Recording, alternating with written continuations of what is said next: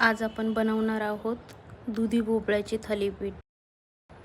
दुधी भोपळ्याचे अनेक आरोग्यदायी फायदे आहेत, जसं की पचन सुधारणे, रक्तदाब नियंत्रित करणे, हृदयरोगाचा धोका कमी करणे। दुधी भोपळ्यामध्ये अनेक जीवनसत्व, फायबर्स असतात, त्यामुळे ते आपल्या आहारात समाविष्ट करणं गरजेचं आहे। व्हिटॅमिन बी, व्हिटॅमिन सी, लोह, पोटॅशियम आणि दुधी भोपळ्यात पाणी भरपूर प्रमाणात असतं। चला तर मग सुरू करूया रेसिपी।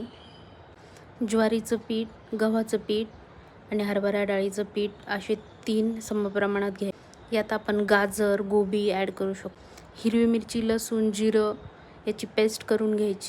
त्यानंतर त्यात थोडेसे मसाले ॲड करायचे, धने पावडर, थोडंसं लाल तिखट, हळद।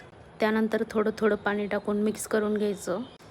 पीठ जास्त सैल पण नाही आणि जास्त घट्ट पण नाही झालं। त्यात तीळ ॲड करायचे, मीठ ॲड करायचं आणि मस्त असे थालीपीठ थापवून घ्यायचे। तवा गरम करायला ठेवायचा, त्यात थोडंसं तेल टाकायचं आणि हळूहळू पाणी लावून थालीपीठ तव्यावरती थापून घ्यायचं। नंतर आलटून पालटून त्याला शेकून घ्यायचं आणि आपलं थालीपीठ रेडी आहे। ते आपण दह्यासोबत, चटणीसोबत खाऊ शकतो।